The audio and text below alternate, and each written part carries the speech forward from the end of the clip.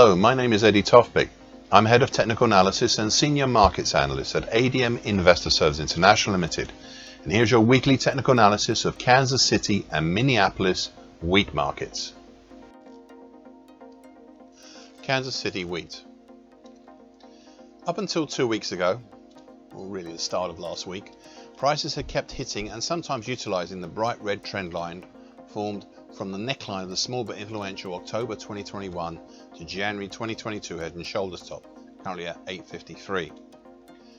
I had said repeatedly in my commentaries here that this market had occasionally staged rallies up to the 50% Fibonacci line of the August 20 to May 2021 move at 900, but then these rallies had stalled and prices had instead turned lower, expanding the downside.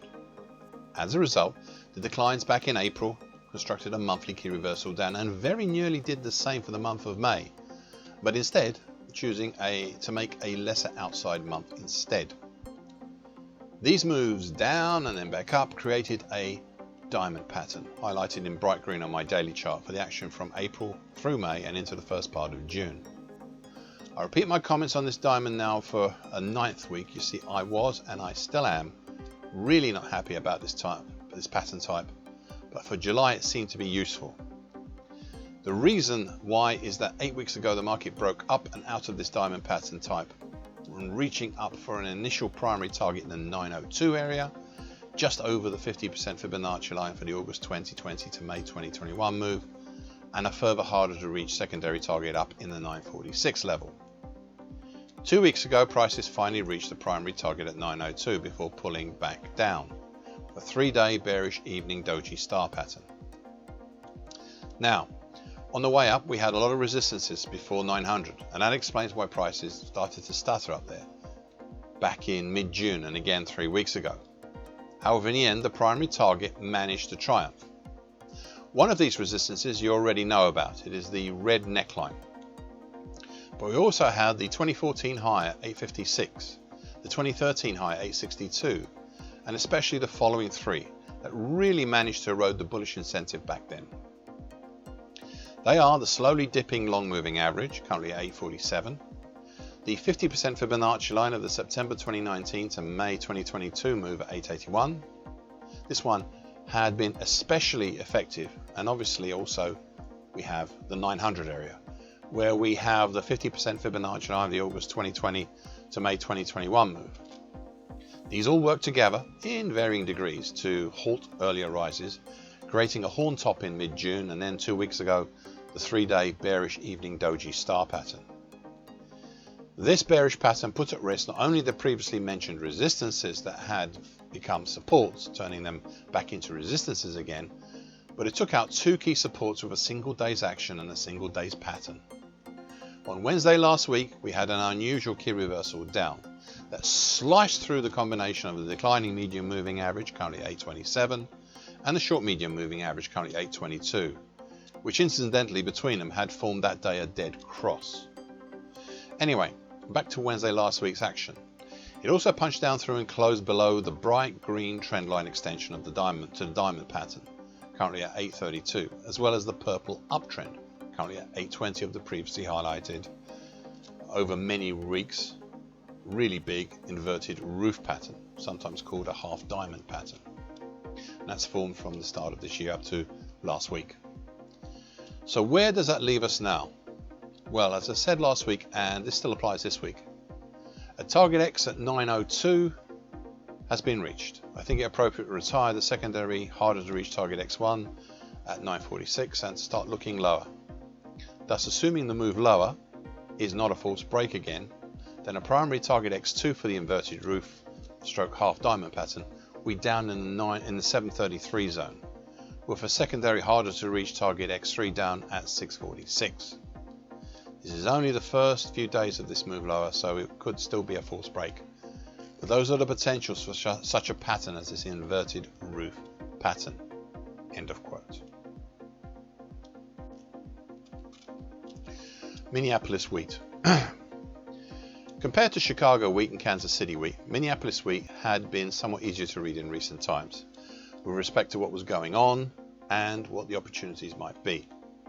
In late February and especially at the start of April, the market constructed a large bear channel that morphed into what we see highlighted in dark blue on my daily chart, a descending expanding wedge pattern, currently 689 to 852, originating from December late last year, but really becoming evident from February this year. The upper trend line had been previously reinforced, well, sort of, by the declining medium moving average, currently at 849, which combined together to help cap the market in very early April, then mid-April, mid-May and mid to late June. However, 3 weeks ago, the attempts higher resulted in a clear break above the upper trend line and also the important declining long moving average, currently at 881. The market then utilized the long moving average as a base for the last attempt higher in late July, all the way up to reach the 50% Fibonacci line of the significant August 2020 to May 2022 move at 955. A few weeks ago, I placed some potential targets for this descending expanding wedge pattern on the upside. We had a primary target in the 997 area, with a secondary hard to reach target X1 in the 1024 area. I also raised another potential pattern 6 weeks ago, and that was to look at the whole action since late February as a possible reverse head and shoulders pattern. I've marked the likely spots for the two shoulders in the head, and though it is sloped and not a perfect pattern by any means, it still has merit, especially when we take the upper trend line of the descending expanding wedge pattern as the neckline. Thus, since we'd broken higher in mid-July, I also laid out some potential targets topside for this reverse head and shoulders pattern. Primary target was in the 954 area, and a secondary harder to reach target X3 is up in the 991 area. At the start of last week, prices reached the primary target at 954 for this reverse head and shoulders pattern, before immediately dropping back down. This actually was somewhat satisfying, but we still have other targets above which are all now at risk due to the immediate turning back down of this market.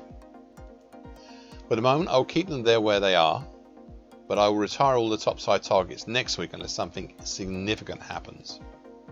This brings me to another point, specifically about the drop over the last few weeks, and I would like to reprise some of my commentary from 2 weeks ago, and I quote, "It is to look at the action over the first 3 days of this week," so that's the first 3 days of 2 weeks ago. So look at the action of the first 3 days of this week as a potential bearish evening star pattern, or bearish evening doji star pattern. My thoughts on this pattern here are mixed, because I know we had such patterns in Chicago and Kansas City week. It's easier to see the attempt being made here. End of quote. Whilst I was not wholly happy with this pattern, the pattern was wholly happy and confident with itself, and prices dropped down through all the moving averages, through congestion at 872, 868, 862 and 849, and back within the descending expanding wedge pattern, where since the end of last week it has started to hesitate just underneath the upper trend line and the short and medium moving averages. They're currently 850 and 849 respectively. Now, there is congestion below between 800 and 820, but for the moment the market is slow in testing lower. I am wondering if it is building up ammunition for such an attempt lower or whatever, so just keep your eyes on that congestion area that's below.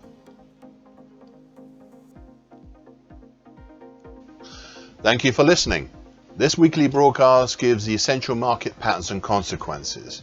Please be aware of the risk disclaimer posted both at the front and the back of this broadcast. Copyright is Eddie Tofpik and ADM Investor Services International Limited. And here comes the final important bit.